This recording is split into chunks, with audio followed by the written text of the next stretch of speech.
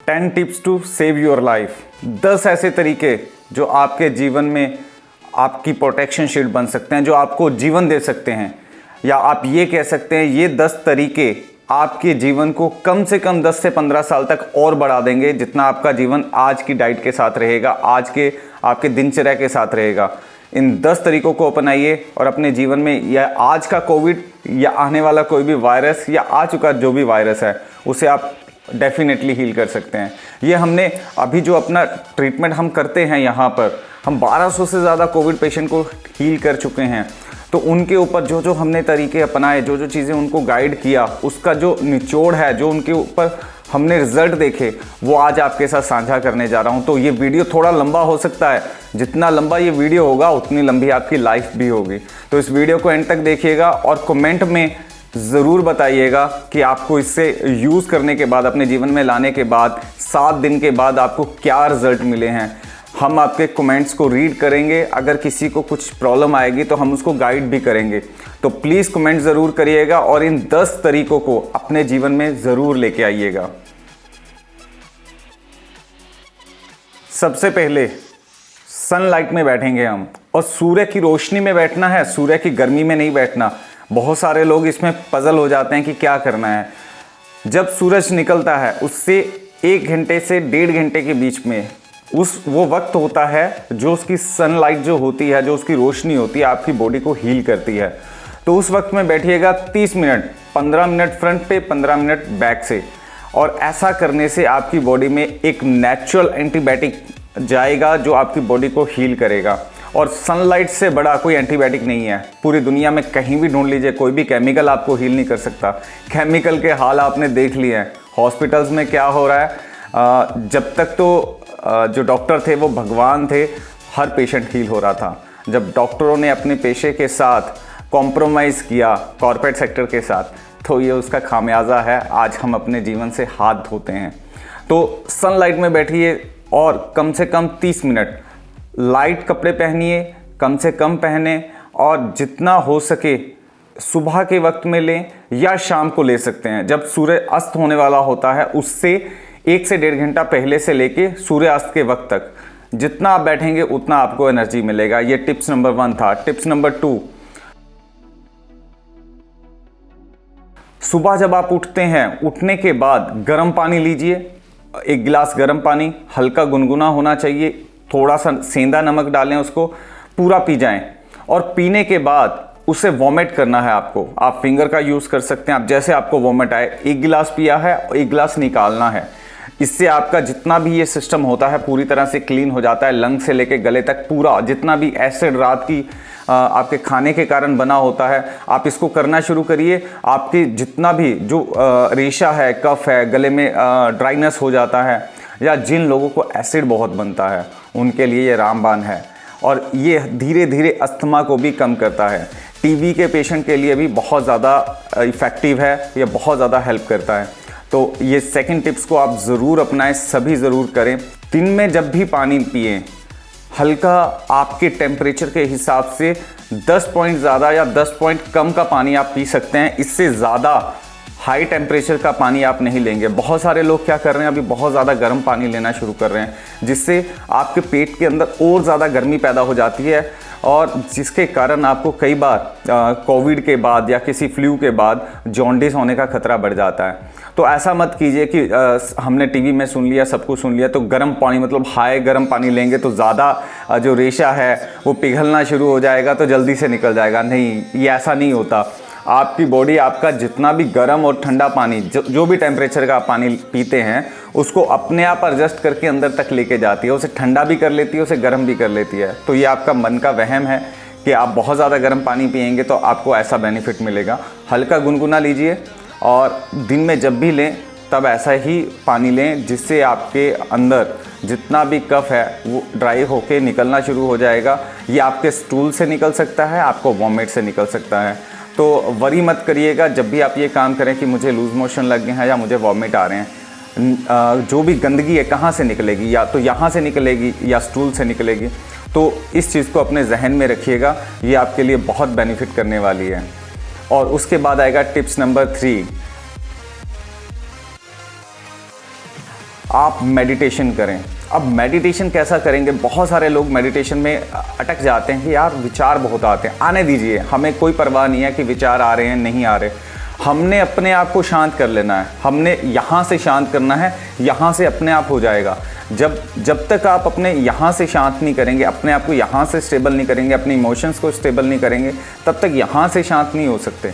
धीरे धीरे धीरे धीरे आपके जो ये विचार हैं कम होना शुरू हो जाते हैं, कम होते होते ख़त्म होते हैं, एकदम से ख़त्म नहीं होते। आप देखिएगा अभी आप बैठकर जितने भी विचार ले रहे हैं, जैसे ही आप मेडिटेशन में जाएंगे ये हाफ से भी कम हो जाएंगे।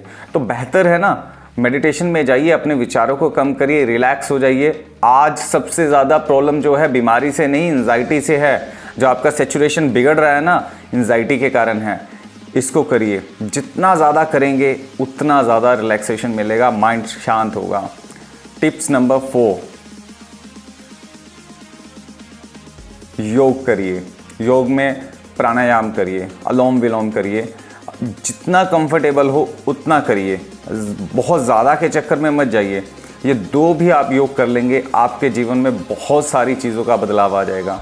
तो इनको अच्छे से करें, जितना अच्छे से करेंगे आपके जितना भी लंग्स हैं आपके, ये अच्छे से काम करना शुरू करेंगे। जैसे ये अच्छे से काम करना शुरू करेंगे, आपका जो ऑक्सीजन लेवल है, सेचुरेशन है, वो हाई होना शुरू हो जाएगा। क्योंकि पहले भी ये ड्रॉप करता था, ये आज कोई नई बात नहीं है। आज हमारी जो अवेयरनेस है ना, हमारी बीमारी का कारण बन रही है। तो इस अवेयरनेस को थोड़ा सा काम करें और अपने आप को अनपढ़ समझना शुरू कर दें। मुझे नहीं पता कोई मशीन आती है। जब आप ऐसा करना शुरू कर देंगे, आपका सेचुरेशन नॉर्मल होना शुरू हो जाएगा। टिप्स नंबर 5, सरसों का तेल नाक में लगाएं। और ये डालना नहीं है, लगाना है। हल्का सा फिंगर पे लें या अपनी हथेली पे रखें और इसको नाक पे ऐसे लगाएं। रात को सोने के वक्त तो डेफिनेटली लगा के सोना है। जब भी आप सोएं तो इसको नाक में हल्का सा लगाएं। जैसे जैसे आप सांस लेंगे, ये धीरे धीरे धीरे आपके गले में, लंग्स में जाएगा और आपकी इन्फेक्शन को क्लियर करेगा। तो रात में हल्का सा तेल दोनों अपनी नोज़ के अंदर लगाकर सोएं और नाभि पे लगाएं। जब आप सुबह नहाते हैं, नहाने के बाद भी आपको सेम क्रिया करनी है, नाक में और नाभि पे दोनों जगह पे ये ऑयल लगाना है आपको। तो आप इसको लगाएंगे, आपकी इन्फेक्शन कम होगी।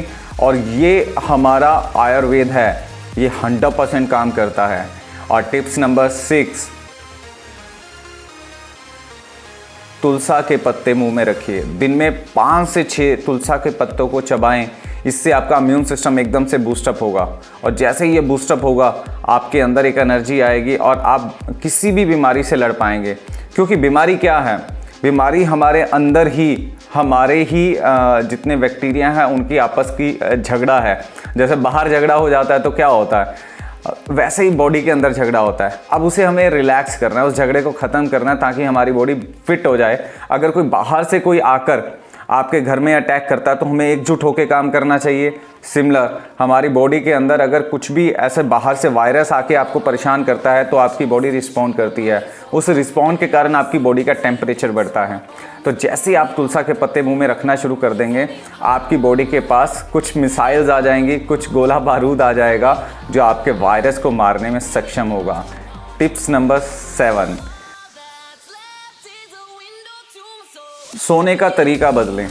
हम बेसिकली क्या करते हैं, हम अपने लंग्स को इतना कंजस्टेड करके सोते हैं, ना तो हमारा हार्ट अच्छे से काम कर रहा होता है, ना हमारे लंग्स। खुला सोएं, सोने के तरीके को बदले। आप देखें जैसे सोने से आपके लंग्स पूरी तरीके से खुलते हैं, क्योंकि रात ही एक ऐसी होती है जब आपकी बॉडी अपनी मर्जी से सांस लेती है। दिन में तो आप सांस लेने कहाँ देते हैं उसे। स्ट्रेस के कारण जब भी आप स्ट्रेस में जाते हैं, आपकी ब्रीदिंग यहाँ से शुरू हो जाती है, कई लोगों की तो यहीं तक रहती है, जिसके कारण आपको एंजाइटी होना शुरू होता है, सेचुरेशन लेवल कम होता है। जब आपकी ब्रीथ आपके नाभि क्षेत्र से आएगी, कभी भी आपका सेचुरेशन डाउन नहीं होगा। तो जब भी आपको एंजाइटी फील होता है, अपनी सांसों पे ध्यान देना शुरू कर दीजिए। जैसे मैंने योग का कहा था, ये भी एक तरह का योग है। तो इस तरीके से ध्यान देना शुरू करें तो आपका सिचुएशन नॉर्मल हो जाएगा। सोने के तरीके को बदलें। अगर आप बहुत ज़्यादा अपना सारा वज़न उल्टा करके लेट कर सोते हैं तो वैसा भी करना सही नहीं है। हाँ, अगर आपको अभी कंजेशन है, आपके लंग्स में दिक्कत है, तो आप उल्टा सो रहे हैं तो कुछ वक्त के लिए ठीक है, लेकिन रूटीन बदलें इसको। थोड़ा सा अपने सोने के पोस्चर को बदलें तो आपके जीवन में बहुत सारी चीज़ें बदलना शुरू हो जाएंगी। टिप्स नंबर 8, अवेयरनेस लेके आएँ, जागरूकता लेके आएँ। आप सोशल मीडिया के चक्कर में, किसी की बातों के चक्कर में, हम इतने मैसेज डॉक्टरों के देख रहे हैं, सब कुछ देख रहे हैं, ऐसा हो गया, ऐसा हो जाएगा, ऐसा करिए, ये वाली मेडिसिन लीजिए। अगर मेडिसिन ही आपको सेव कर रही होती तो आज इतनी डेथ रेशो ना बढ़ती।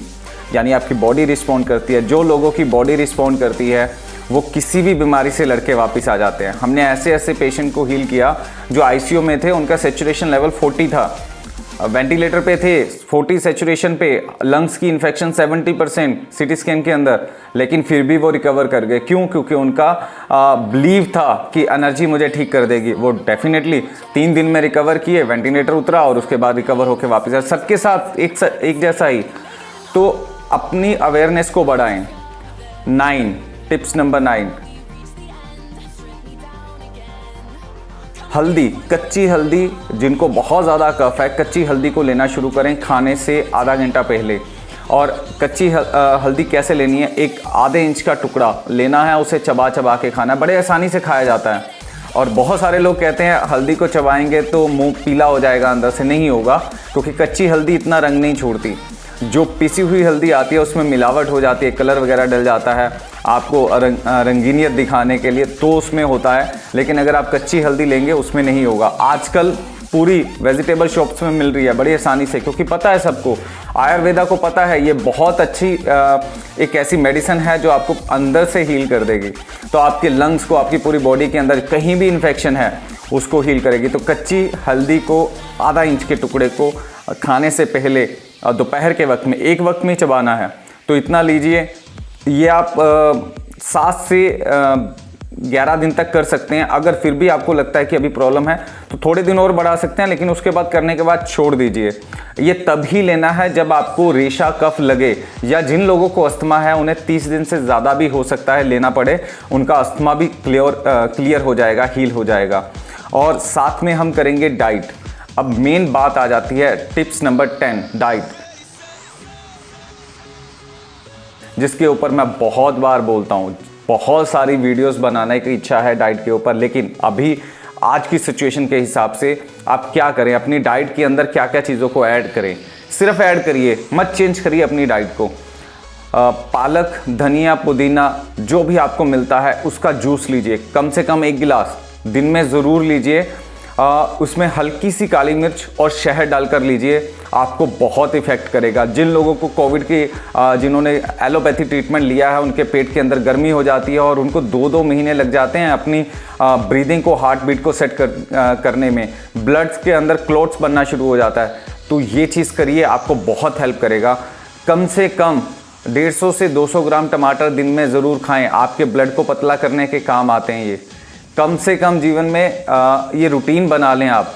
अगर किसी को हार्ट की प्रॉब्लम है और वो कोई डिस्प्रिन या एस्प्रिन वगैरह कुछ ले रहा है ब्लड को पतला करने के लिए, तो उसके लिए बहुत कारगर होगा। टमाटर लेना शुरू करें, आपकी एस्प्रिन बंद हो जाएगी। ऐसे जो केमिकल आपके ब्लड को पतला करते हैं वो बंद करनी पड़ेगी, क्योंकि नेचुरल वे में आपका ब्लड नॉर्मल होना शुरू हो जाएगा। तो 200 ग्राम टमाटर डेली रूटीन के अंदर लेना शुरू करें। और उसके बाद नारियल पानी ज़रूर अपने लाइफस्टाइल का एक हिस्सा बना लें। सिट्रिक जूस, संतरे का जूस, किन्नू, मौसमी, संतरे की फैमिली कोई भी मिल जाए सीजनल, उसका लेना शुरू करें। आपको कोई भी बीमारी अटैक नहीं कर सकती। आपके वाइट ब्लड सेल यही बढ़ाते हैं। पाइनएप्पल का जूस भी इसमें हेल्प करता है। इनको लेना शुरू करें। और जो चीज़ें नहीं लेनी है, जिसको अवॉइड करना है थोड़े वक्त के लिए, चुकंदर को अवॉइड करें थोड़े से वक्त के लिए। और जो पेठा रहता है, जो सफ़ेद पेठा रहता है, उसका जूस जो रहता है, इस वक्त के दौरान उसे मत लीजिए। वो डिटॉक्स करता है, बहुत अच्छी चीज़ है, लेकिन इस वक्त में आपको थोड़ा सा प्रॉब्लम करेगा, तो उस वक्त के अंदर उसे मत लीजिए। पका हुआ खाना बहुत कम लें, पका हुआ खाना बहुत कम लें, एक वक्त का कर दें। आप देखिए आपके जीवन में बहुत सारी चीज़ों के चेंज आ जाएंगे। जिसको कोविड के सिम्टम्स हैं वो तो बिल्कुल छोड़ ही दे, वो लिक्विड डाइट पे चला जाए। जैसे ही वो लिक्विड डाइट पे जाएगा वो पूरी तरह से रिकवर कर जाएगा। अगर आपने अन्न खाया तो आपके अंदर रेशा बनेगा, कफ बनेगा, जिसके कारण आपकी कंजेशन और बढ़ जाएगी, लंग्स को और मेहनत करनी पड़ेगी। फिर आप ब्रीथलेस फील करना शुरू कर देते हैं। फिर आप मशीनें लगा कर चेक करते हैं कि मेरा सैचुरेशन कितना है। फिर फ़ोन आते हैं कि सर सैचुरेशन डाउन हो रहा है, ऐसा हो रहा है। पके हुए खाने को बिल्कुल छोड़ दीजिए, आपके जीवन में वैसी सैचुरेशन बढ़ जाएगा। कैसे? जितना आप रो फूड खाएंगे उसके अंदर अपनी ही एक ऑक्सीजन होती है जो आपकी बॉडी के अंदर, ब्लड के अंदर सीधा जाएगी, आपके ब्रेन तक जाएगी, आपके हार्ट तक जाएगी, आपको बहुत ज़्यादा हेल्प करेगी। तो अगर आपको सैचुरेशन में ऑक्सीजन ब्रीदिंग के ज़रिए कम मिल रही है, अगर आपका फूड नेचुरल फूड है, रो फूड है जिसमें वेजिटेबल्स हैं, फ्रूट्स हैं, नट्स हैं भीगे हुए, तो आपके जीवन में वैसी ऑक्सीजन कभी कम नहीं होने वाली। तो ये 10 ऐसे नुस्खे हैं जिनको हमने अपने पेशेंट्स के ऊपर अपनाया और अपने ऊपर अपनाया और पूरी तरह से हमने इसके 100% रिजल्ट लिए हैं। अगर आप इसे अपने जीवन में ले आते हैं तो आप देखिएगा, आपको कोई भी वायरस, जो आज का वायरस है, चाहे कोविड है या कोई और है, कोई बीमारी भी है या आने वाला कोई भी वायरस है या जो आ चुका है फिर से दोबारा रिपीट होता है, तो आपको कोई फर्क नहीं पड़ेगा, क्योंकि आपके अंदर इम्यून सिस्टम, आपकी बॉडी एंटीबॉडीज़ बनाने में सक्षम है। जब आपकी बॉडी एंटीबॉडीज़ बनाने में सक्षम है तो बाहर से कोई भी आ जाए, हम तो जंग जीतेंगे ही। तो इसीलिए कहता हूँ, अपने इन 10 नुस्खों को अपने जीवन में उतार लीजिए, ज़्यादा से ज़्यादा लोगों के साथ शेयर करिए। आपका एक शेयर किसी की ज़िंदगी बचा सकता है। आज अगर हम किसी की पैसे से हेल्प नहीं कर सकते, किसी की किसी और तरीके से हेल्प नहीं कर सकते, तो कम से कम उसको ये टिप्स पहुंचा दीजिए, उसके जीवन में बहुत सारी चीज़ें बदलना शुरू हो जाएंगी। आप अपने आस पड़ोस में अपने नियर एंड डियर को सेव करना शुरू कर देंगे। जब भी आप मेरी वीडियो को देखें तो इसे शेयर ज़रूर करें, ज़्यादा से ज़्यादा लोगों के साथ शेयर करें और उनको कमेंट में ज़रूर लिखें कि इसे देख लें, आपके जीवन में बहुत सारी चीज़ें सुधर जाएंगी, आपको डरने की ज़रूरत नहीं पड़ेगी। अभी एक डर और पैदा हो चुका है, 3rd वेव आने वाली है कोविड की, जिसमें कहते हैं कि बच्चों के ऊपर बहुत इफेक्ट आएगा। अगर आप ये चीज़ें कर लेते हैं, 3rd आए, 4th आए, 5th आए, जितनी भी आने दो यार, आपको कुछ नहीं होगा। तो जितनी एनर्जी के साथ मैं बात कर रहा हूँ, मैं पता नहीं कितने कोविड पेशेंट के साथ मिलता हूँ, कोई फ़र्क नहीं पड़ता, तो आप भी सेव हो सकते हैं। इतनी एनर्जी के साथ आप भी काम कर सकते हैं। फिर आपको कोई वो मास्क लगाने की ज़रूरत नहीं पड़ेगी। ये मास्क, ये सैनिटाइज़र, इसके ऊपर भी हमारा एक वीडियो आने वाला है, आपको समझ में आ जाएगा ये कैसे एक सिर्फ मार्केट है और कुछ भी नहीं है। ये कोई प्रोटेक्शन नहीं करते, कोई पीपी किट आपकी प्रोटेक्शन नहीं करता। कैसे वो विद प्रूफ के साथ आपके साथ शेयर करेंगे, लेकिन इस वीडियो को लोगों के साथ ज़्यादा से ज़्यादा शेयर करें, ये आपकी हेल्प करेगी, आपके इम्यून सिस्टम को बूस्टअप करेगी। जब आपका इम्यून सिस्टम एंटीबॉडीज़ अच्छे से बना रहा होगा तो वायरस कोई भी आ जाए वो लड़ने में सक्षम है। जब हमारी सेना पूरी तैयार है तो सामने से कोई भी अटैक करे हम उसे पलटवार देंगे। हमारे रेडार सारे ओपन हैं, हमारे रेडार के अंदर कोई भी वायरस आ जाए, हमारी मिसाइलें उसे दूर से ही ख़त्म कर देंगी।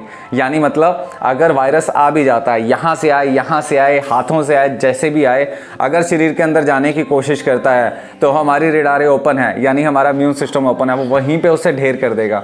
तो आशा करता हूँ आप अच्छे से समझ चुके होंगे। जितनी खुशी के साथ, जितने उत्साह के साथ मैं आपको बता रहा हूँ, अगर आप इतनी खुशी और उत्साह के साथ अपने जीवन में ले आएंगे तो आप भी ऐसे ही मुस्कुराएंगे, आपका आस पड़ोस भी ऐसे ही मुस्कुराएगा और आप कहेंगे यूनिवर्स को थैंक्स। और ये ग्रैटिट्यूड करते रहिएगा। जब भी आप किसी भी एनर्जीज़ को लेते हैं तो यूनिवर्स का ग्रैटिट्यूड ज़रूर करिए, यूनिवर्स को ग्रैटिट्यूड ज़रूर करिए और अपने पूरे समाज के लिए कामना करिए, सिर्फ अपने लिए मत करिए। तो इसी आशा के साथ स्वस्थ रहें, मस्त रहें, हमेशा मुस्कुराते रहें। आपकी मुस्कुराहट ही आपका स्वास्थ्य है। धन्यवाद।